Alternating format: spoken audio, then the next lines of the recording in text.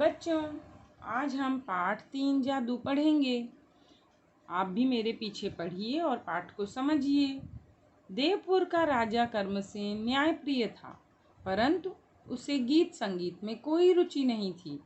अतः राज्य में गाने बजाने की मनाही थी।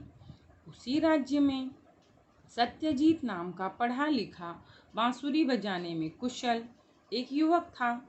एक दिन जंगल में पेड़ के नीचे बैठकर वह बांसुरी बजाने वाला ही था कि उसे एक घुड़सवार आता दिखाई दिया।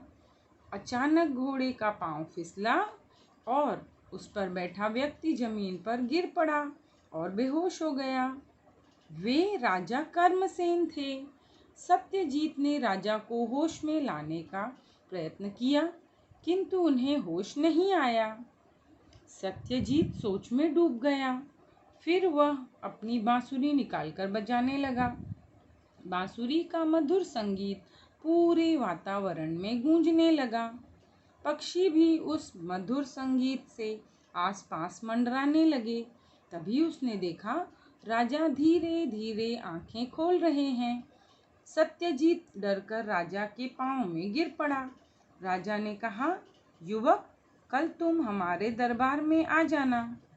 दूसरे दिन सत्यजीत डरते डरते राजा के दरबार में पहुंचा। राजा ने कहा, तुमने कोई गलती नहीं की है। तुम्हारे संगीत के जादू के कारण ही आज मैं जीवित हूँ। फिर राजा ने मंत्री से कहा, आज से हमारे राज्य में गीत संगीत पर कोई पाबंदी नहीं होगी। सारे राज्य में तुरंत ही यह घोषणा कर दी जाए। बच्चों, मैंने अभी आपको ये पाठ पढ़कर बताया। अब मैं आपको ये पाठ समझा दे रही हूँ। बच्चों, राजा कर्मसेन देवपुर नामक राज्य में रहते थे। वे बहुत न्यायप्रिय थे, लेकिन उन्हें गीत संगीत नहीं पसंद था। इसीलिए उनके राज्य में गाना बजाना कोई नहीं करता था। लेकिन वहाँ पर एक बांसुरी बजाने वाला युवक था, जिसका नाम था सत्यजीत। बच्चों, एक दिन राजा जा रहे थे जंगल में। अचानक उनके घोड़े का पैर फिसला और वो गिर कर बेहोश हो गए।